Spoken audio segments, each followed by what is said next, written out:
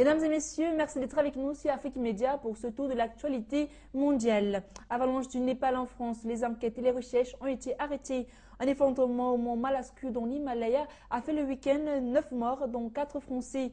Les enquêtes ont été interrompues et 3 alpinistes restent portés disparus. Il s'agit de 2 Français et 1 Canadien. Parmi les victimes, les professionnels aguerris. Et à Chamonix, les habitants restent choqués et gardent tout de même un brin d'espoir. Suivez donc ce récit. D'heure en heure, l'inquiétude grandit à l'UCPA de Chamonix. Le responsable de l'encadrement des guides fait partie des alpinistes emportés par l'avalanche et il n'a pas donné signe de vie depuis hier matin. Fabrice Prier, 45 ans, est père d'une petite fille de 2 ans et demi. Il s'est marié en mai dernier. J'ai prévenu Sophie, sa femme, hier matin, dès les premières infos de la grosse avalanche qui était partie sur le Manaslu, sans savoir s'il était réellement dedans, mais je lui dis, attention, il y a eu un gros carton au Manaslu, une trentaine de personnes impliquées dedans. Le camp qui était le plus touché, c'est le camp 3 ici. Là. Autre très forte inquiétude pour 2 autres guides chamoniards présents sur le camp 3 balayé par l'avalanche. Pour l'instant, les autorités se refusent à confirmer l'identité des victimes. On sait juste que 6 Français sont officiellement décédés ou disparus, 3 guides et 3 de leurs clients. Quant à l'avalanche, elle s'est déclenchée à 7400 mètres d'altitude avant d'ensevelir le camp 600 mètres plus bas. À 6800 mètres, c'est une altitude limite en hélico aujourd'hui pour poser des personnes. Et donc là, c'est déjà un exploit que des secouristes aient pu être portés si rapidement sur les lieux, héliportés. Et donc aussi, il faut des personnes acclimatées, puisqu'en haute altitude, quelqu'un qui viendrait de la plaine, il ne pourrait pas du tout intervenir. Au bureau des guides de Chamonix, on veut encore croire à un maigre espoir. Plusieurs expéditions étaient présentes au camp 3 pour gravir le Manaslu. Sur place, les recherches ont été interrompues car les corps des disparus sont sans doute enfouis dans des crevasses. Déjà l'automne en France, une saison dévastatrice. La région de Seine-Maritime a été touchée. Des maisons ont été inondées, endommagées et des arbres déracinés à Dieppe et à Rouen, avec en plus des coupures d'électricité au sud du pays. Reportage. Arbres déracinés, lignes électriques endommagées, l'automne est arrivé avec une certaine violence en Seine-Maritime. Il est 21h30 hier soir lorsque les habitants d'Attenville sont surpris par une mini-tornade. Ça a duré très peu de temps. Et puis tout s'est envolé. Enfin, chez moi c'était les chaises de jardin, un poteau qui est tombé et chez d'autres personnes des arbres tombés. Impressionnant. Un phénomène très localisé. Cette maison a le plus souffert. Une grande partie de la toiture est arrachée, le jardin dévasté. Les propriétaires sont encore fébriles. On était dans la maison, donc la maison a tremblé. Il y avait des grêlons. En fait, tout ça a fait un gros coup de vent et paf, ça a claqué sur les fenêtres. À 60 km de là, à Dieppe, les pompiers terminent les pompages des dernières caves ce matin. 10 cm d'eau tout au plus. Les dégâts sont limités dans ce commerce. Tous les produits au sol sont abîmés, tous les coffrets, tout est fichu, quoi. Un peu plus loin, les gérants de ce café nettoient avec une certaine lassitude. C'est au moins la 4e inondation de ce type ces 5 dernières années. Elle rentre et aussitôt elle repart. Alors c'est comme un torrent, c'est ça? Voilà, c'est ça. Avec la marée, certainement. Le phénomène pluvieux devrait se poursuivre jusqu'à demain matin dans la région avec à nouveau des rafales de vent jusqu'à 100 km/h annoncées en soirée et dans la nuit. Le débat annuel de l'ONU a débuté. Plusieurs sujets seront à l'ordre du jour de cette 67e Assemblée générale. Il s'agit notamment de la crise syrienne, du nucléaire iranien et du mouvement de protestation anti-américain dans le Moyen-Orient. La sécurité a été renforcée, les diplomates commencent à arriver et selon l'ONU, les 123 chefs d'État et de gouvernement devraient participer à la 67e session de l'Assemblée générale. Suite au bombardement transfrontalier du week-end dernier en Syrie et en Turquie, la crise continue à dominer les débats. Je vais appeler et exhorter les dirigeants à partager un sens de responsabilité collective propre aux dirigeants du monde. L'Iran également constituera un aspect important des débats, alors que le Conseil de sécurité des Nations Unies a récemment critiqué le programme nucléaire iranien, que Téhéran avance dans la technologie des missiles de guerre et qu'Israël continue à parler ouvertement d'une attaque militaire. Et alors que les manifestations continuent à travers le Moyen-Orient contre le film anti-musulman fait aux États-Unis, le président Obama ne rencontrera pas le président égyptien Mohamed Morsi, et les Palestiniens vont également pousser pour améliorer leur statut à l'ONU.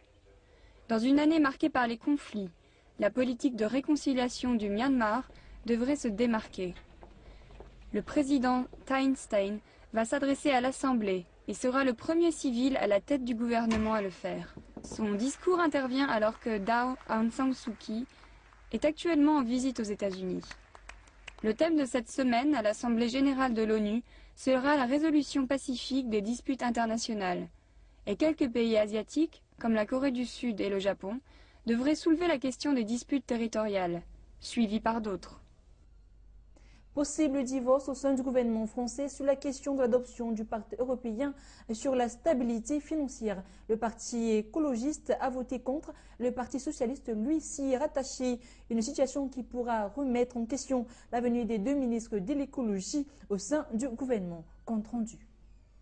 Ce sont des alliés tout sauf dociles. Ce week-end, le parti écologiste a voté contre la ratification du traité européen comme un défi au président Hollande. C'est en tout cas ainsi que les socialistes l'interprètent. C'est grave, à partir du moment où il y a une fêlure dans la majorité, ce n'est jamais un moment anodin. Ça n'améliore pas et ça ne facilite pas la tâche du chef de l'État. À l'inverse, ce n'est rien, répondent les écologistes, puisque malgré leur vote, le traité européen sera adopté grâce aux voix de la droite. C'est quelque chose qui, à mon avis, sera oublié aussi vite que cela aura été voté à l'Assemblée nationale et au Sénat. En tout cas, nous ne pensons pas qu'il y ait lieu de dramatiser cette question. Et pourtant, le débat prend de l'ampleur, car les écologistes ont deux ministres au gouvernement. Les voici, Pascal Canfin, ici à droite, et Cécile Duflot, ministre du Logement. Tant que Cécile Duflot ne s'est pas exprimée, je crois qu'il est difficile d'interpréter ses propos.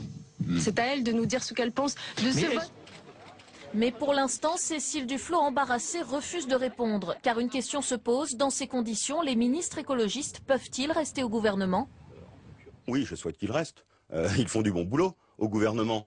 Pour l'instant, personne au gouvernement ne réclame le départ des deux ministres, mais cette affaire crée un malaise à gauche. Ce matin, le gouvernement demande à nouveau aux écologistes de faire preuve de cohérence et de solidarité. Condamnation en Chine à 15 ans de prison ferme pour Wang Lijun. L'ancien chef de la police de Chongqing a été réprouvé par la cour intermédiaire de Hsinchu pour violation de la loi à des fins personnelles, défection et corruption. Je vous propose d'écouter les crimes qui lui valent cette sentence avec un supplément de portrait. C'est avec ce long récit. Le 15 novembre 2011, le Britannique Niall Haywood a été retrouvé mort dans une chambre d'hôtel de la municipalité de Chongqing. Après vérification, la cour intermédiaire de Chengdu a confirmé que Wang Lijun, à l'époque chef du bureau de la sécurité publique, avait nommé à la tête de l'enquête Guo Weiguo, à l'époque vice-chef et proche de Bo Guokai et de Wang Lijun lui-même. Wang savait, même si cela n'avait au moment des faits pas encore été établi par la justice, que Bo Guokai était coupable de l'homicide de l'homme d'affaires et possédait une preuve capitale en ce sens. Il a décidé de cacher le fait que Bo Guokai lui avait avoué avoir assassiné Niall Haywood en ajoutant des matières toxiques dans son thé et le fait qu'il disposait d'un enregistrement audio de leur conversation. Wang Lijun a accepté les conclusions de l'enquête menée par Guo Weiguo, qui suggère que Niall Haywood est mort des suites d'une prise d'alcool. Wang a ensuite donné à Bo Guokai les distributeurs des vidéos de surveillance montrant qu'elle se trouvait dans l'hôtel la nuit où Niall Haywood est mort, afin qu'elle puisse échapper aux poursuites judiciaires. Mais les relations entre Wang Lijun et Bo Guokai se sont ensuite détériorées. Wang a alors demandé au bureau de la sécurité publique de Chongqing de réexaminer les preuves de la mort de Niall Haywood.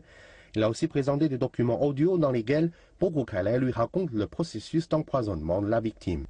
Le 7 février 2012, Wang Lijun a signalé à un département au niveau national que Bo Guokai est soupçonné d'avoir assassiné le Britannique et a fourni les preuves et les matériaux relatifs à l'affaire.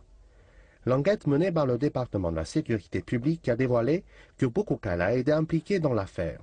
Début février, Wang Lijun a été rétrogradé et 3 de ses collègues ont été interpellés. Il s'est alors senti menacé et le 6 février, il est entré sans permission dans le consulat général des États-Unis à Chengdu pour demander l'asile politique. Le lendemain, il est sorti du consulat de son propre gré après avoir reçu des garanties de la part de la municipalité de Chongqing et des autorités centrales. En tant que chef du bureau de la sécurité publique de Chongqing, Wang avait placé plusieurs personnes sous surveillance illégale à partir de l'année 2010. Ces actions ont profondément porté atteinte au système juridique socialiste et enfreint les droits légitimes et les intérêts du peuple. De septembre 2008 à novembre 2009, suite à une demande de Xu Ming, président du groupe d'Alliance Shide, et de Yu Junshi, Représentant de la Dalian Shiyuan Trade Company, Wang Lijun a profité de sa qualité de vice-directeur exécutif puis de directeur du bureau de la sécurité publique de Chongqing pour relâcher 4 personnes en détention. En contrepartie, Wang a accepté 2 appartements d'une valeur de 2 450 000 yuan offerts par Xuming, ainsi qu'une villa d'un loyer de 200 000 yuan prise en charge par Yu Junshi. La plupart des propriétaires ont été découvertes au fur et à mesure de l'enquête. Après avoir été placé aux détentions, Wang Lijun a remis les preuves de la violation de la loi par les autres protagonistes. Il a ainsi joué un rôle important dans l'élucidation des dossiers afférents. La Cour intermédiaire de Chengdu a jugé que Wang Lijun, en qualité de directeur du bureau de la sécurité publique de Chongqing, était au courant du meurtre du Britannique Nile Haiwood et qu'il a abusé de son pouvoir et violé la loi pour protéger la coupable des poursuites judiciaires. Ceci caractérise le crime de violation de la loi à des fins personnelles avec circonstances aggravantes. En qualité de fonctionnaire, il a quitté son poste pour faire défection au consulat général des États-Unis en Chengdu. Ceci caractérise le crime de défection avec circonstances aggravantes. Il a aussi abusé de son pouvoir et conduit une série de contre-mesures de surveillance technique sur un certain nombre de personnes, violant ainsi leurs droits légitimes et leurs intérêts et portant atteinte au système juridique socialiste. Ceci caractérise le crime d'abus de pouvoir. En qualité de fonctionnaire, il a profité des avantages de son poste dans le but de procurer des avantages financiers illégaux à autrui et de recevoir illégalement d'autrui des propriétaires, ce qui caractérise le crime de corruption. Il a ensuite défendu les intérêts illégitimes des auteurs de la corruption après avoir bénéficié de leur faveur. Les circonstances étaient déjà très graves. Néanmoins, il a plus tard demandé au bureau de la sécurité publique de Chongqing de recueillir les documents du meurtre commis par Po Kukai et d'en réexaminer les preuves.